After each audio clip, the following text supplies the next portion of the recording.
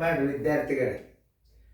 ನೋಡ್ರಿ ಈಗ ಅಭ್ಯಾಸ ಮುಂದುವರಿತು. ನೋಡ್ರಿ ಚಂದಂಗೆ ತಿಳ್ಕೊಂಡು ಮಾಡಬೇಕು. ಮಾಡೋದಾದ್ರೆ ನಾ ತಿಳಿಸ್ತೀನಿ. ಇದು ಸೊಲ್ಯೂಷನ್ ಅಂತ ತಿಳ್ಕೊಂಡು ಮತ್ತೊಮ್ಮೆ ಹಚ್ಕೋಬೇಕು ನೀವು.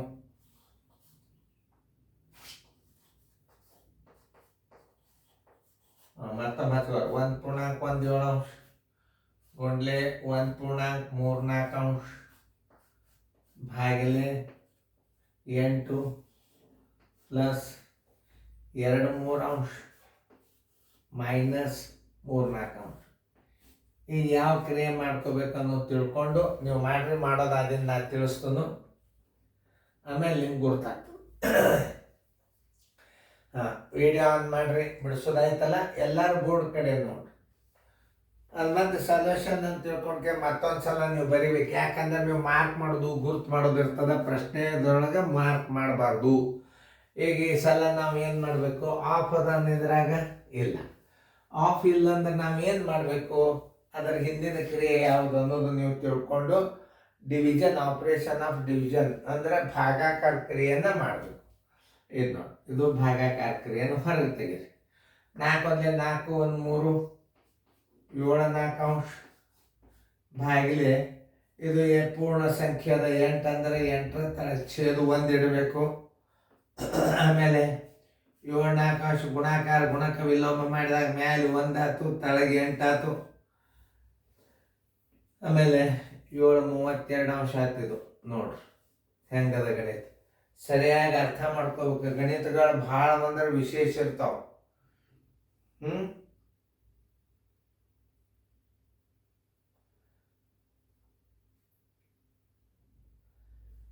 7 1.43 ಆಯ್ತು. 4 × 4 = 3 7 7/4 8.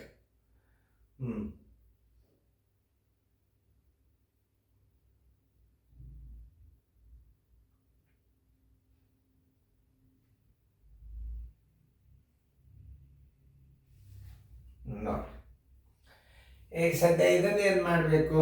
ಈ ಉತ್ತರವನ್ನ ಇದಕ್ಕೆ ಮತ್ತು ಇದಕ್ಕೆ ನಡಬರ್ಕ್ ತಂದಿಡಬೇಕು. ನೋಡ್ರಿ, ಯಾಕಂದರೆ ಇಲ್ಲಿ ಗುಣಾಕಾರ ಬಂದದ. 7 ಅಂದರೆ 7 1 8 8 7/2 ಗುಂಡ್ಲೆ 7 ಅಂದರೆ 7 7 1 8 7/2 ಗುಂಡ್ಲೆ. ಇದರ ಉತ್ತರ ಎಷ್ಟು ಬಂದದ? 7/32 ಬಂದದ.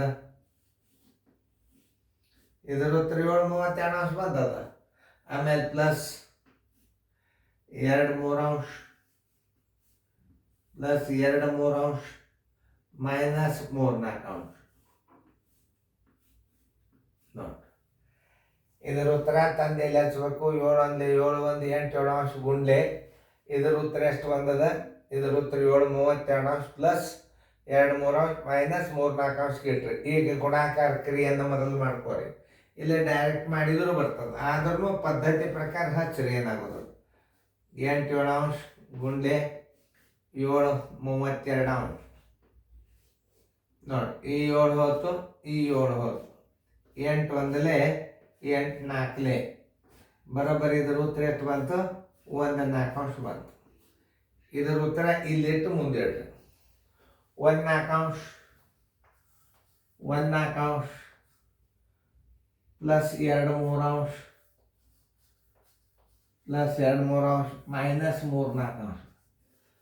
ಇಲ್ಲಿ ಏನು ಮಾಡ್ತೀರಿ? ಲಸ ತಕ್ಕೋತ್ ಕೂಡಬಾರ್ದು. ಇದು ಅವಿಭಾಜ್ಯ ಸಂಖ್ಯೆ. ಇವುಗಳ ಗುಣಲಬ್ಧ ಲಸ ಇರ್ತದೆ. ಹಿಂಗೆ ಬಾಯಲೇನೆ ನೀವು ಲಸ ಮಾಡೋದು ಕಲಿಬೇಕು. 3 4 ಹಿಂಗೆ ಲಸ ತಕ್ಕೋತ್ ಕೂಡಬಾರ್ದು. ಲಸ ಯಾಕಂದ್ರೆ ಇದು ಅವಿಭಾಜ್ಯ ಸಂಖ್ಯೆ. 2 4 1 4 ತೊಗೊಂಡ್ಬಿಟ್ರಿ. 4 3 12 ಲಸ ಆಯ್ತು. ಆಮೇಲೆ 3 4 2 3 ಮಾಡ್ಕೋತ ಕೂಡಬಾರ್ದು. ಯಾಕಂದ್ರೆ ನೀವು ಸೈನಿಕ್ ಸ್ಕೂಲ್ ನವೋದಯ ಹುಡುಗರು ಅಂದ್ರೆ ಇಂಟೆಲಿಜೆಂಟ್ ಬ್ರೇನ್ ಕೆಲಸ ಮಾಡಬೇಕು. ಯಾವ ಲೆಕ್ಕನ ಹೆಂಗೆ ತಿಳಿಸ್ತಾರೆ ನೀವು ಲಕ್ಷ್ಯ ಕೊಟ್ಟು ನೋಡಿಬಿಟ್ರಿ, ಮುಂದಿನ ಗಣಿತಗಳೆಲ್ಲ ನಿಮ್ಗೆ ಐಡಿಯಾ ಬರ್ತಾವೆ. ನೋಡ್ರಿ ಈಗ ಇದನ್ನು ಬಾ 4 3 3 4 4 3 3 1 3 plus 4 2 8 minus 3 3 9 8 3 11 minus 9 divided by 12. ನೋಡ್ರಿ 11ರಾಗ 9 ಆದ್ರೆ ಎಷ್ಟು ಉಳಿತು? 2 ಉಳಿತು.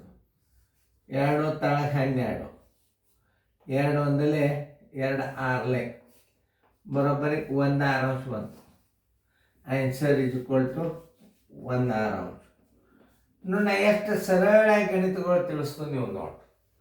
ನೀವು ಎಂಥ ಗಣಿತಗಳನ್ನು ಕಲ್ತೀರಿ ಅಂದ್ರೆ ಮುಂದೆ ಏನಾಗ್ತದೆ, ಮುಂದೆ ಬೇಕಾದಂಥ ಸಿಂಪ್ಲಿಫಿಕೇಶನ್ ಬಂದರೂ ನೀವು ಮಾಡ್ಬೋದು. ಈ ಸಿಂಪ್ಲಿಫಿಕೇಶನ್ದಿಂದ ಏನು ಕಲಿತೀರಿ ಅಂದ್ರೆ ಪ್ಲಸ್ ಕಲಿತೀರಿ, ಮೈನಸ್ ಕಲಿಸ್ತೀರಿ, ಡಿವೈಡ್ ಆಫ್ ಎಲ್ಲ ಬರ್ತಾವ. ಈ ಅನುಕ ನಂಬರ್ ಮೇಲೆ ನಿಮ್ಗೆ ಹೋಮ್ವರ್ಕ್ ಅಂತ ತಿಳ್ಕೊಂಡು ಹಾಕಿರ್ತೀನಿ. ಅದನ್ನು ಸಾಧ್ಯ ಆದಷ್ಟು ನೀವು ಸ್ವಂತ ಮಾಡಿದಿರಿ ಅಂತಂದ್ರೆ ಈ ಮುಂದಿನ ಅಭ್ಯಾಸ ಸೀರಿಯಲ್ ನಂಬರ್ 1ರಿಂದ ಬರ್ತದೆ. ಅಭ್ಯಾಸ ಪತ್ರಿಕೆ ಹಾಕಿರ್ತಾನೋ ನೀವು ಲಕ್ಷ ಕೊಟ್ಟು ನೋಡಿ ಮಾಡಬೇಕು. ಮಾಡಿ ನಿಮ್ಮ ಪೇರೆಂಟ್ಸ್ ಸರ್ಗಳಿಗೆ ತೋರಿಸ್ಬೇಕು.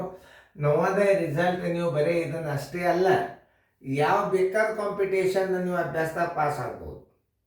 ಇವೆಲ್ಲ ಒಂದಲ್ಲ 2-3 ಬುಕ್ಗಳನ್ನು ಕೂಡಿಸಿ ಅಭ್ಯಾಸ ತೆಗೆದಿರ್ತೀವಿ. ಆದರೆ ನವೋದಯ ಸೈನಿಕ್ ಸ್ಕೂಲ್ RMS ಮತ್ತು ಒಲಿಂಪಿಯಾಡ್ ಅಂತ ಹೇಳ್ಕೊಂಡು ಒಂದು ಕಾಂಪಿಟೇಟಿವ್ ಎಕ್ಸಾಮ್ ಅದು. ಒಲಿಂಪಿಯಾಡ್ ಇಲ್ಲಿ ಬೆಂಗಳೂರು ಭಾಳ ಆ ಕೋಚಿಂಗ್ ಸಹಿತ ಇದು ಹೆಲ್ಪ್ ಆಗ್ತದೆ. ಒಲಿಂಪಿಯಾಡ್ಕ್ಕಿಂತಲೂ ಹೆಚ್ಚಿನ ಅಭ್ಯಾಸ ಅದು. ಇದು ಭಾಳ ಭಾಳ ಅಂದ್ರೆ ಭಾಳ ಚಲೋ ಅದ. ಇದನ್ನು ಅಭ್ಯಾಸದ ಬಗ್ಗೆ ನೀವು ಕೇರ್ ತೊಗೋಬೇಕು. ಕಲಿಬೇಕನ್ನೋ ಭಾವನಾದಿಂದ ವಿದ್ಯಾರ್ಥಿಗಳು ಏನಾದರೂ ಈ ವಿಡಿಯೋಗಳನ್ನು ನೋಡಿಬಿಟ್ರಿ ಅಂತಂದ್ರೆ ನೀವು ಸಕ್ಸಸ್ಸು ಆಗ್ತೀರಿ, ನೀವು ಶಾಣ್ಯನೂ ಆಗ್ತೀರಿ. ಆಮೇಲೆ ನಾವಾದ್ರೂ ಎಷ್ಟು ನೋಡ್ರಿ, ಈ ವಯಸ್ಸನ್ನ ನಾವು ತಪ್ಪಲಾರ್ದ ಲೆಕ್ಕ ಮಾಡ್ತೀವಿ ಅಂತಂದ್ರೆ ನಮ್ಮ ಸೇವೆ, ನಾವು ದುಡಿದು ನಾವು ಸ್ವಂತ ಎಫರ್ಟ್ ಮಾಡಿರ್ತೀವಿ ಅಂತಂದಾಗ ನಮ್ಮ ಗಣಿತ ಇನ್ನೂ ತಪ್ಪಲಾರ್ದಾಗ ಮಾಡ್ತೀವಿ ಅಂತಂದ್ರೆ ನಮ್ಮ ರೂಢಿನೇ ಕಾರಣ. ನಮ್ದು ಎಕ್ಸರ್ಸೈಸ್ ಇರೋದರಿಂದ ಮತ್ತು ಅಭ್ಯಾಸ ರಿವಿಷನ್ ಇರೋದರಿಂದ ನಮಗೆ ಯಾವ ಗಣಿತ ಬೇಕಾದಷ್ಟು ವಯಸ್ಸಾದರೂ ಸುದೇಕ ಗಣಿತ ಮಾಡೋದು ತಪ್ಪೋದಿಲ್ಲ. ಹಾಗೆ ಟಚ್ ಇರಬೇಕು ಗಣಿತ. ಆ ಗಣಿತ ನಾವು ಹಾಗಲ್ಲೆಲ್ಲ ನಾವು ಗಣಿತ ಮನೆಯೊಳಗೆ ಬಿಡಿಸೋದ್ರಿಂದ ಕರೋನಾ ಬಂದಿಂದ ಈಗ ನಾ ಮನೆಯೊಳಗೆ ಕೂತೆಲ್ಲ ಈ ವಿಡಿಯೋಗಳನ್ನು ಮಾಡೀನಿ. ಇವು ನಿಮಗೆ ಉಪಯೋಗಕ್ಕಾಗಿ ಮಾಡೀನಿ. ಇದನ್ನು ನೀವು ಉಪಯೋಗ ತಗೊಂಡ್ರೆ ನಾಳೆ ಏನಾಗ್ತದೆ, ಬೇಕಾದಂಥ ಶಿಕ್ಷಕರು ಬಾರಪ್ಪ ನೀನು ಜೋಶಿ ಸರ್ ವಿಡಿಯೋ ನೋಡಿಯ ಬಾ, ಅಲ್ಲಿ ವಿಡಿಯೋ ಮಾಡಿದವರು ಎಲ್ಲ ನಮ್ಮ ಶಾಲೆಗೆ ಅಡ್ಮಿಷನ್ ಬರ್ರಿ, ನಮ್ಮ ಶಾಲೆಗೆ ಬರ್ರಿ. ಎಲ್ಲ ಕೋಚಿಂಗ್ ಕ್ಲಾಸ್ಗಳಿಗೆ ಎಲ್ಲ ಸ್ಕೂಲ್ಗಳಿಗೆ ಸಹಿತ ನಿಮಗೆ ಅತಿ ಪ್ರೀತಿಯಿಂದ ಅವ್ರು ಏನು ಮಾಡ್ತಾರೆ, ಅಡ್ಮಿಷನ್ ಕೊಡ್ತಾರೆ. ನಾ video Joshi sir video coaching ತೊಗೊಂಡ್ರಿ ಅಂದ್ರೆ ಅದಕ್ಕೊಂದು ಹೆಸರು ಬರಬೇಕು.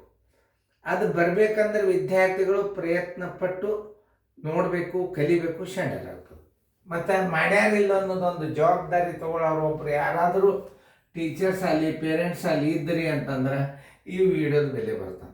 ಹುಡುಗರು ಮುಂದೆ ಸುಮ್ಮ ಹಚ್ಚಿಬಿಟ್ರಿ ಅಂತಂದ್ರೆ ಅವ್ರ ಲಕ್ಷ್ಯ ಇರೋದಲ್ಲ. ಚೆಕ್ ಮಾಡೋರಿಂದ ಇದ್ದಾರೆ ಅಂದ್ರೆ ವಿದ್ಯಾರ್ಥಿಗಳು ಪ್ರಯತ್ನ ಮಾಡಿ ನೋಡ್ತಾರೆ, ಮಾಡ್ತಾರೆ, ಬಿಡಿಸ್ತಾರೆ. ನೋಡೋರೇ ಇಲ್ಲ ಎಲ್ಲಂದ್ರೆ ಶಾಲೆ ಒಳಗೆ ಸಹಿತ ಶಿಕ್ಷಕರ ಗಮನ ಇತ್ತು ಅಂದರೆ ವಿದ್ಯಾರ್ಥಿಗಳ ಅಭ್ಯಾಸದ ಕಡೆ ಲಕ್ಷ್ಯ ಇರ್ತದೆ, ಬಿಡಿಸ್ತಾರ ಮಾಡೋದು. ಮಾಡಿಯೇನೋ ಹ್ಞೂ ರೀ ಸರ್, ಮಾಡಿ ಎಲ್ಲ ಚೆನ್ನಾಗಿ ಬಿಡಿಸ್ಯಪ್ಪ, ಹ್ಞೂ ರೀ ಸರ್, ನೋಡಿದ್ರೆ ಅವ್ನು ಗಣಿತ ಬಿಡಿಸಿರಂಗಿಲ್ಲ. ಇವ್ರು ಅವ್ನು ಹುಡುಗ ಗುರ್ತಿರ್ತದೆ, ಸರ್ ನೋಡಂಗಿಲ್ಲ, ಹೇಳಿಬಿಟ್ರೆ ಸುಮ್ಮಿರ್ತಾರೆ ತಗೋ ಅಂತ ಹೇಳ್ಕೊಂಡು ಅವ ತನ್ನ ಲೈಫನ್ನು ಬಾದ್ ಮಾಡ್ಕೋತಾನೆ. ಕೆಲವೊಂದು ಮಕ್ಕಳ ಲೈಫ್ ಬಾದ್ ಆಗ್ಬೇಕಾದ್ರೂ ಸುದ್ದಿಗೆ ನಾವು ಜವಾಬ್ದಾರಿಯಿಂದ ನೋಡ್ಲಾರ್ದಕ್ಕೂ ವಿದ್ಯಾರ್ಥಿಗಳ ಜೀವನ ಬಾದಾಗ್ತದೆ. ನಮ್ಮ ಜವಾಬ್ದಾರಿ ಅನ್ನೋದು ಏನು ಅನ್ನೋದು ಅದನ್ನು ಅರ್ಥ ಮಾಡ್ಕೋಬೇಕು. ನಮ್ಮ ಜವಾಬ್ದಾರಿಯಿಂದ ನಾವು ಏನಾದರೂ ಮಕ್ಕಳನ್ನು ಚೆಕ್ ಮಾಡಿಬಿಟ್ರೆ ಅಯ್ಯಪ್ಪ ಸರ್ ಮಾಡ್ತಾರೆ ಅನ್ನೋ ದೃಷ್ಟಿ ಇಟ್ಕೊಂಡು ಅವ್ರು ಅಭ್ಯಾಸ ಮಾಡ್ತಾರೆ, ಗಣಿತ ಮಾಡ್ತಾರೆ. ಇದು ಸಕ್ಸಸ್ ಆಗಲಿಕ್ಕೆ ಮುಖ್ಯವಾದ ಗುರಿಗಳು. ಚೆಕ್ ಮಾಡಬೇಕು, ಮಾಡ್ಯಾನೋ ಇಲ್ಲೋ ನೋಡಬೇಕು, ಕರೆಕ್ಟ್ ಮಾಡ್ಯಾನೋ ಇಲ್ಲೋ ನೋಡಬೇಕು. ಅದನ್ನು ಇನ್ಫಾರ್ಮೇಷನ್ ಪಾಲಕರಿಗೆ ಹೇಳಿಬಿಟ್ರೆ ತೀರಾ ಭಯದಿಂದ ಅಭ್ಯಾಸ ಮಾಡ್ತಾನೆ. ಯಾಕೆ ಭಯದಿಂದ ಬೈತಾರನೋ ಭಯದಿಂದ ಅಭ್ಯಾಸ ಕಲ್ತ ಅಂತಂದ್ರೆ ಆ ವಿದ್ಯಾರ್ಥಿಗೆ ಅಭ್ಯಾಸ ಅಷ್ಟು ತಲೆಗೆ ಹತ್ತೋದು. ನಾ ಕಲಿಬೇಕು, ನಾ ಶಾಣೆ ಆಗ್ಬೇಕಂತ ಪ್ರಯತ್ನ ಯಾವ ಮಾಡ್ತಾನಲ್ಲ ಅವ್ನಿಗೆ ಯಾವ ಭಯನೂ ಇರೋದು. ಲಕ್ಷ್ಯ ಕೊಟ್ಟು ನೋಡ್ರಿ, ಚೆನ್ನಾಗಿ ಬಿಡಿಸ್ರಿ. ಮುಂದಿನ ಮಾದರಿಗಳನ್ನು ಹಾಕಿರ್ತಾನೋ ಎಲ್ಲರೂ ಬಿಡಿಸ್ಬೇಕು.